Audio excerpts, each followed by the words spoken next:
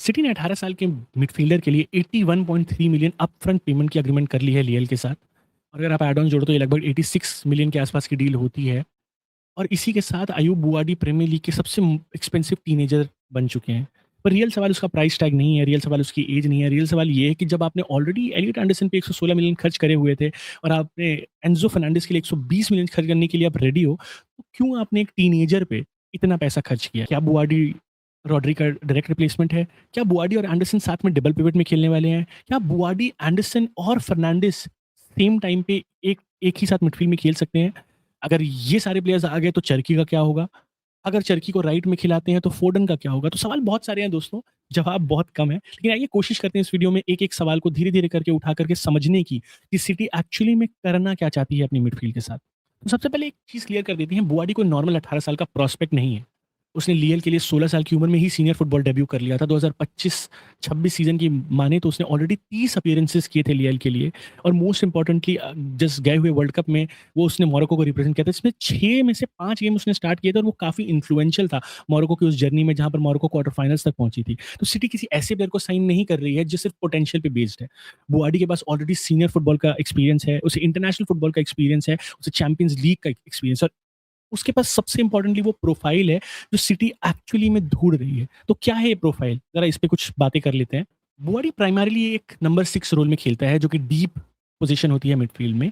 लेकिन ये एक स्टैटिक डिफेंसिव मिडफील्डर नहीं है। अगर स्काई स्पोर्ट्स की रिपोर्ट माने तो यस, वो नंबर 6 में स्टार्ट करता है, but he is very capable of playing a 8 role as well, which is again a testament to what Manchester City are trying to build in terms of this new age midfield, where they are just wanting to get the players who can play in multiple roles. Versatility पे बहुत ज़्यादा focus किया जा रहा है। और ऐसा क्यों है, ये हम इस वीडियो में समझने की कोशिश करेंगे। क्योंकि अगर आप पेप के एरा की बात देखो तो पेप के एरा में काफ़ी डिफरेंट टाइप के मिडफील्डर्स आते थे, और मेरेस्का के एरा में काफ़ी डिफरेंट टाइप के मिडफील्डर्स आते हैं। तो धीरे-धीरे करके समझने की कोशिश करते हैं कि एक्चुअली में हो क्या रहा है सिटी के साथ। बुआडी का गेम में सबसे इंटरेस्टिंग पार्ट क्या है? क्या वो बॉल के बिना उतना इम्पैक्टफुल है? लास्ट सीज़न लियल के लिए उसने 151 पोजेशन विन्स रिकवरी रेट किए थे, जो उनके क्लब में सबसे ज़्यादा थे। और उसका कुछ 5.8 रिकवरी पर 90 के आसपास कुछ उसका स्टैट बनता है। मतलब सिटी के पास एक ऐसा यंग मिडफील्डर है जो ऑलरेडी बॉल रिकवर करना और पोजेशन रीगेन करने में एक्सट्रीम मास्टरी हासिल करके आ रहा है। लेकिन यहाँ एक इंपॉर्टेंट डिस्टिंक्शन करना बहुत ज़रूरी है, क्योंकि बुआडी रॉड्री नहीं है, और उसको रॉड्री के आगे के साथ खड़ा करके उसको जज करना काफ़ी अनफेयर होगा हर इंसान के लिए। रॉड्री ने मैन सिटी की मिडफील्ड को सिर्फ डिफेंड नहीं किया था, उसने टेम्पो कंट्रोल किया, वो डिफेंस के लिए शील्ड था, वो बिल्डअप को ऑर्गेनाइज करता था, और वो प्रेशर के टाइम पे सिटी का सबसे इंपॉर्टेंट मिडफील्डर होता था। और एक 18 साल के बच्चे से इतनी सारी एक्सपेक्टेशन रखना थोड़ा-सा अनफेयर होगा ना। तो मुझे ऐसा लगता है कि मोस्ट ऑफ द फैन्स जो डिल्यूडेड नहीं है, वो इस बात को काफ़ी अच्छे से समझते हैं। बट सवाल ये है, क्या बुआडी रॉड्री बन सकता है? या बुआडी कुछ और ही बनने वाला है इस सिटी के स्ट्रक्चर में? अगर आप सिटी की मिडफील्ड को थोड़ा ध्यान से देखो तो एलियट एंडरसन का इक्वेशन में आना और बुआडी का साइन करना थोड़ा-सा अटपटा सा लगता है, क्योंकि अगर आप देखोगे ऑलरेडी एंडरसन पे आपने 116 मिलियन स्पेंड किए हुए थे। बुआडी पे आपने 81.3 मिलियन अपफ्रंट देने का प्रॉमिस कर दिया है, और रिपोर्ट्स के अकॉर्डिंग मिडफील्ड में एंजो फर्नांडिस का परस्यूट भी चल रहा है। ऑब्वियस क्रिटिसिज्म तो होगा भाई, इतनी इतनी मिडफील्डर्स चाहिए क्यों? और ऑनेस्टली ये क्रिटिसिज्म वैलिड भी है, बिकॉज़ सिटी को सिर्फ टैलेंटेड मिडफील्डर्स कलेक्ट नहीं करना है, उन्हें एक बैलेंस्ड मिडफील्ड बनानी है। और यहाँ एंजो मैरेस्का का बिगेस्ट टैक्टिकल चैलेंज आता है, क्योंकि एंडरसन और बुआडी का प्रोफाइल में काफ़ी ओवरलैप है। दोनों डिफेंसिव कंट्रीब्यूशन दे सकते हैं, दोनों फिजिकली कैपेबल है, दोनों मिडफील्ड को कवर दे सकते हैं।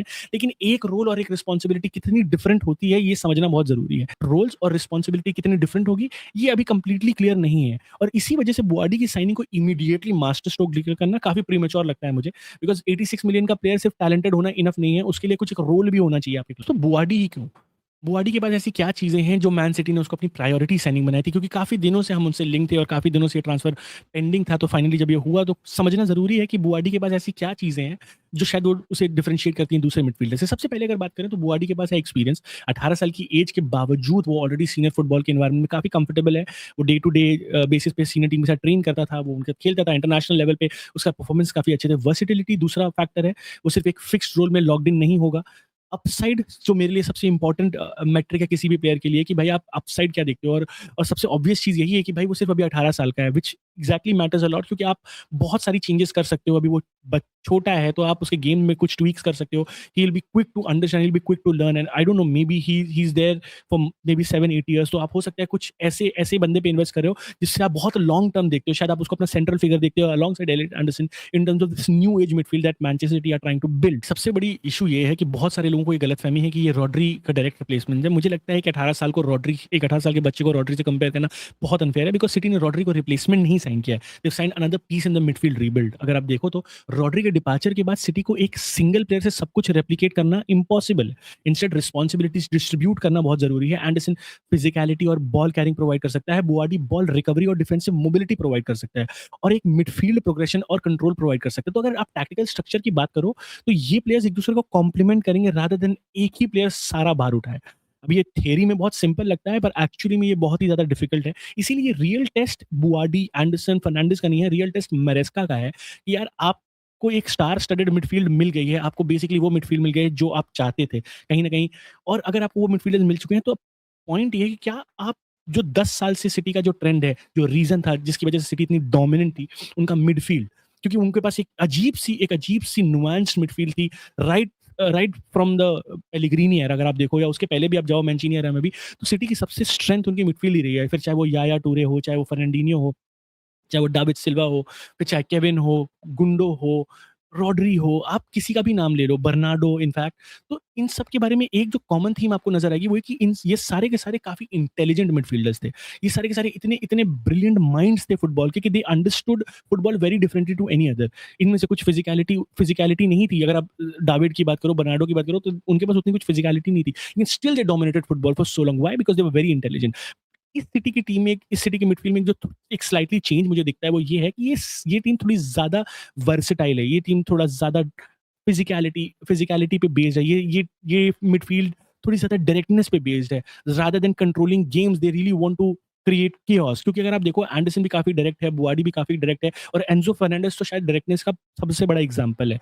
तो एक ट्रांजिशन जहाँ पर आपने 10-15 साल से एक तरह के मिडफील्डर्स रिक्रूट किए जो बेसिकली बैलेंस क्रिएट करते हैं, जो बहुत ज़्यादा कामनेस लाते हैं, वहाँ से एक ऐसी मिडफील्ड में शिफ्ट होना जो काफ़ी वॉलेटाइल है पर बहुत टैलेंटेड है। एक बहुत बड़ा चैलेंज होगा सिटी फैन बेस के लिए, एक बहुत बड़ा चैलेंज होगा एंजो मैरेस्का के लिए, एक बहुत बड़ा चैलेंज होगा हर उस इंसान के लिए जो जिनका परसेप्शन सिटी के लिए हमेशा डिफरेंट था। अब ये सक्सेसफुल होगा या नहीं होगा ये तो समय ही बताएगा। लेकिन एक बहुत ही इंटरेस्टिंग फेज़ में हम एंटर हो चुके हैं मैन सिटी से रिलेटेड, और इस फेज़ में सबसे इंटरेस्टिंग बात ये है कि अगर आप ओपन माइंड से देखोगे तो आपको काफ़ी एन्जॉयमेंट मिलेगी। लेकिन अगर आप अपने आप को स्टैटिक रखोगे, आप अपने आप को कन्विंस कर लोगे कि नहीं, एंजो फर्नांडिस बेकार है, बुआडी यंग है, एंडरसन वर्थ इट नहीं है, तो फिर आप फुटबॉल एन्जॉय करना बंद कर दोगे। तो मेरी रिक्वेस्ट लोगों से सिर्फ इतनी है, खास करके सिटी फैन से, कि थोड़ा ओपन माइंड से प्रीमियर लीग के सीज़न को अप्रोच करें, चैंपियंस लीग को अप्रोच करें। हो सकता है हम बहुत मिज़रेबल तरीके से फेल हो जाएँ, but at least we need to give the manager his due, his chance to do what he wants to do. Because ये बात हम सब ने एग्री करी हुई है कि Enzo Maresca can never be what Pep was, but Enzo Maresca can be the perfect version of what he is, और मेरे लिए वो इनफ होगा। लेकिन आप कमेंट सेक्शन में ज़रूर बताइए कि आप बुआडी की साइनिंग को कैसे देखते हैं? आप उसे कहाँ खिलाना चाहेंगे? क्या आपको लगता है कि वो एलियट एंडरसन के साथ आने वाले टाइम में एक बहुत बहुत डेडली मिडफील्ड कॉम्बो बन जाएगा? और क्या आपको लगता है कि एंडरसन, फर्नांडिस और बुआडी मिलकर के मिडफील्ड सँभाल सकते हैं, या आपको लगता है कि अभी भी सिटी को कुछ और प्लेयर्स की साइनिंग की ज़रूरत है? अंटिल नेक्स्ट टाइम, अगर आप पहली बार आए हो तो प्लीज़ लाइक करिए, अगर आपने मेरे चैनल को पहली बार डिस्कवर किया तो सब्सक्राइब भी करिए, और आपसे मिलते हैं दूसरे वीडियोज़ पे। बाय।